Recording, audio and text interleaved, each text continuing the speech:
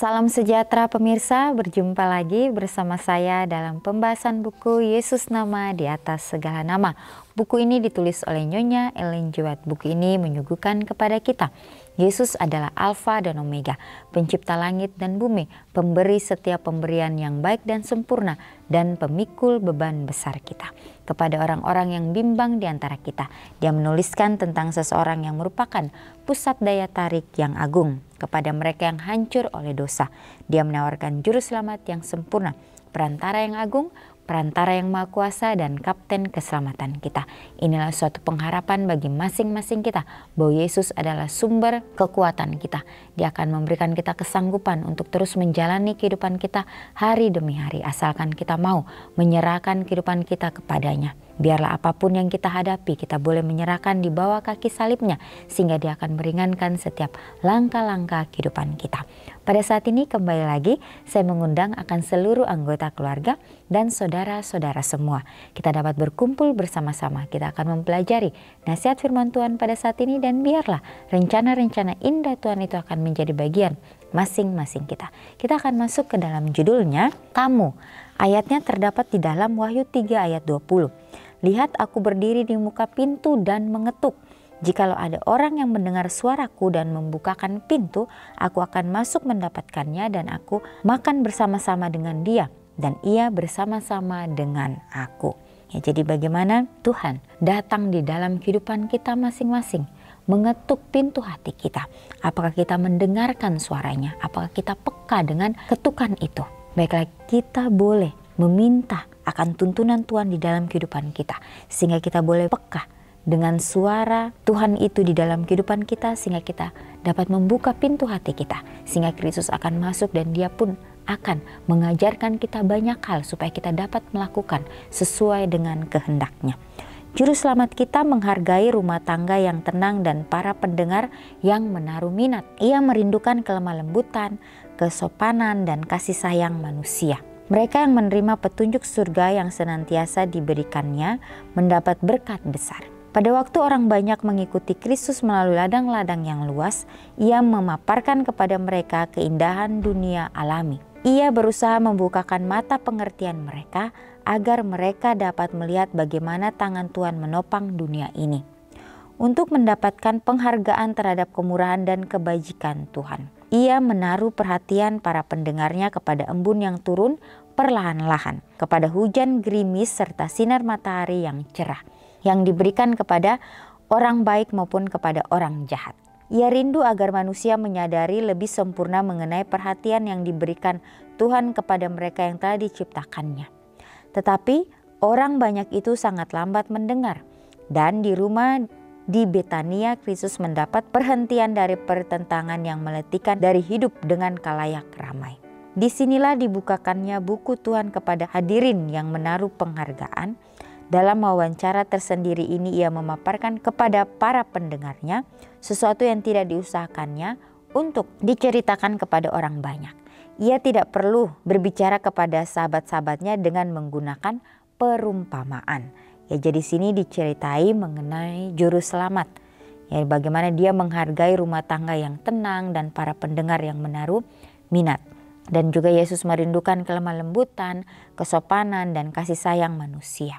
Jadi bagaimana pada waktu orang banyak ini mengikuti Kristus melalui ladang-ladang yang luas, dan dia memaparkan kepada mereka keindahan dunia ini. Kristus berusaha membukakan mata pengertian mereka agar mereka ini dapat melihat bagaimana tangan Tuhan ini dapat menopang dunia ini untuk mendapatkan penghargaan terhadap kemurahan dan kebajikan yang Tuhan berikan. Jadi Yesus menaruh perhatian para pendengarnya kepada embun yang turun perlahan-lahan, kepada hujan yang gerimis serta sinar matahari yang cerah. Semuanya ini diberikan untuk orang-orang yang baik maupun orang-orang yang jahat. Jadi Yesus merindukan agar manusia ini menyadari lebih sempurna lagi mengenai perhatian yang diberikan Tuhan kepada manusia yang telah diciptakannya. Jadi dia bagaimana memberikan kita perhatian yang penuh kepada setiap manusia.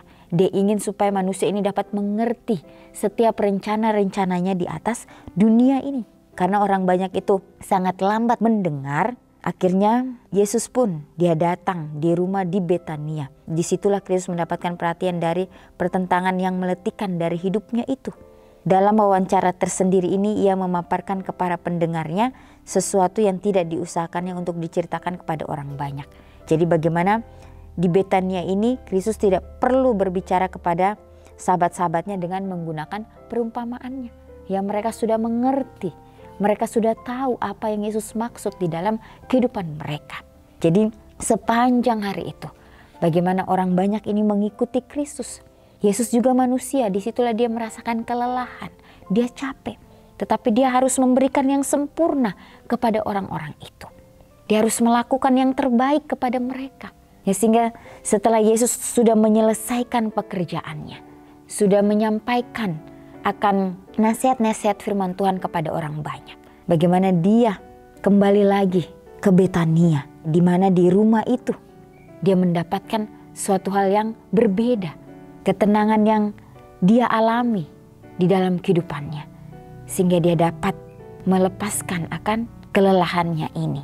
Disitulah dia dapat berbicara dari hati ke hati dengan keluarga yang ada di Betania ini. Ya, di situ dia tidak perlu lagi menggunakan perumpamaan. Sebagaimana dia sampaikan kepada khalayak ramai. Karena orang-orang di situ mereka dapat mengerti bagaimana kehidupan dari Yesus ini. Sementara Kristus memberikan pelajaran yang ajaib ini, Maria duduk di dekat kakinya sebagai seorang pendengar yang penuh rasa hormat dan tekun. Pada suatu kesempatan, Marta yang bingung karena sibuk menyediakan makanan, datang kepada Kristus seraya berkata, "Tuhan, tidakkah engkau peduli bahwa saudaraku membiarkan aku melayani seorang diri? Suruhlah dia membantu aku." Inilah saat kunjungan Kristus yang pertama ke Betania. Juru selamat dan murid-muridnya baru saja datang berjalan kaki dengan susah payah dari Yeriko. Marta ingin sekali menyediakan hidangan untuk menjamu mereka. Dan dalam kecemasannya ia lupa akan kesopanan yang harus diberikan kepada tamunya. Jadi Yesus menjawab dia dengan perkataan yang lemah lembut dan sabar. "Marta, Marta, engkau khawatir dan menyusahkan diri dengan banyak perkara. Tetapi hanya satu saja yang perlu. Maria telah mengambil bagian yang terbaik yang tidak akan diambil daripadanya." Maria sedang mengisi pikirannya dengan perkataan yang berharga yang keluar dari juru selamat. Ya, jadi sebenarnya Kristus tidak mau kita sibuk dengan apa yang kita lakukan. Tapi dia hanya meminta untuk mempersiapkan hati kita. Untuk mendengarkan apa yang dia sampaikan. Karena hal yang Yesus sampaikan itu adalah hal yang sangat-sangat berharga. Oleh sebab itu di dalam kehidupan kita, sesibuk apapun kita, baiklah kita dapat menyisikan waktu kita untuk datang kepada Kristus. Untuk dapat menjadi pendengar yang baik. Untuk mendapatkan bagaimana firman Tuhan itu dapat membuat kita menjadi orang yang lebih baik lagi hari demi hari. Dikatakan bahwa Maria telah mengambil bagian yang terbaik yang tidak akan diambil daripadanya. Ya, Maria sedang mengisi pikirannya dengan perkataan yang berharga yang keluar dari bibir juru selamat.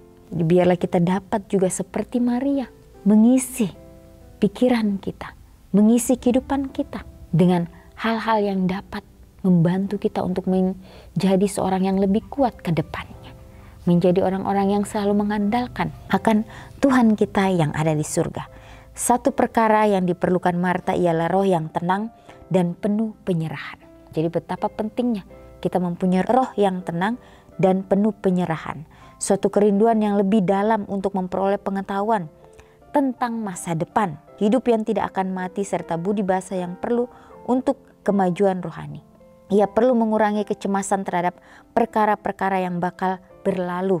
Dan lebih mementingkan perkara-perkara yang bakal. Ini ditulis di dalam Alfa dan Omega, jilid 6 halaman 142 dan 143.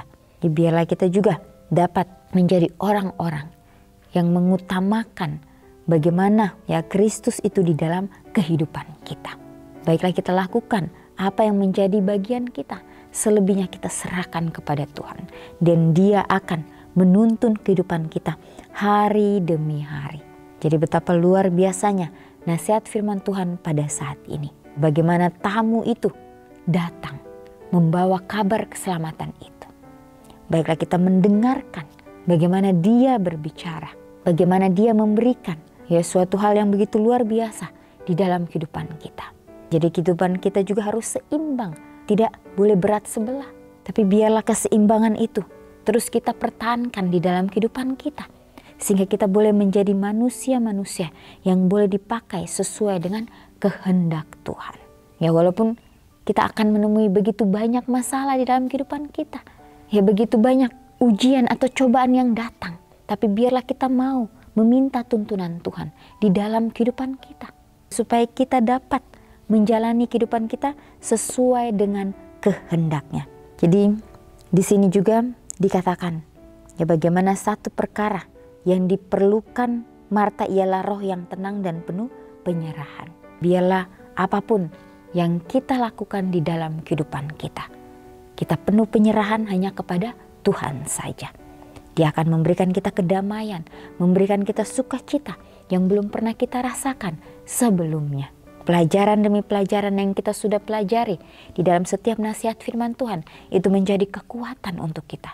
Supaya kita dapat menjalani kehidupan kita hari demi hari. Dimanapun kita berada, dimanapun Tuhan menempatkan kita. Baiklah kita boleh menjadi terang, kita boleh menjadi berkat. Kita berdoa dengan sungguh-sungguh kepada Tuhan, meminta akan tuntunannya. Sehingga apapun yang kita lakukan biarlah semuanya itu boleh sesuai dengan kehendak Tuhan. Ya meminta bimbingan Tuhan di dalam kehidupan kita.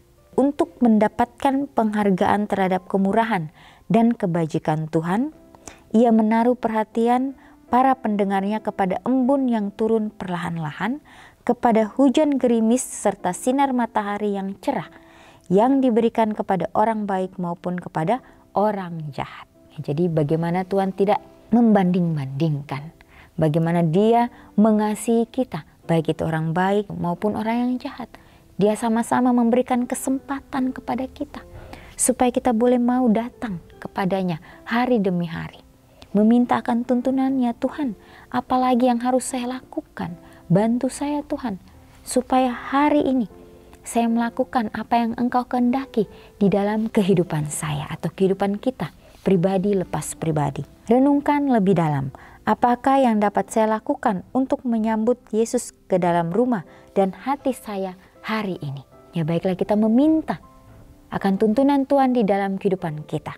Sehingga hari ini Yesus dapat menuntun kita ke jalan-jalan kebenarannya itu. Sehingga kita boleh menjadi berkat bagi setiap orang yang kita jumpai. Sehingga kita boleh menjadi pembawa-pembawa damai itu di dalam kehidupan kita masing-masing. Ya, jadi inilah nasihat firman Tuhan pada saat ini. Biarlah komitmen demi komitmen yang kita sudah ambil, kita dapat doakan itu dalam kehidupan kita, sehingga kita dapat jalankan, sehingga kita dapat mempraktekkan itu. Sehingga Yesus akan selalu menuntun kita untuk melakukan yang terbaik. Karena Dialah penolong kita, karena Dialah kekuatan kita yang akan memberikan kita kesanggupan untuk menjalani kehidupan kita hari demi hari. Ya pemirsa, kita akan berjumpa lagi di kesempatan yang berikutnya dan Tuhan memberkati.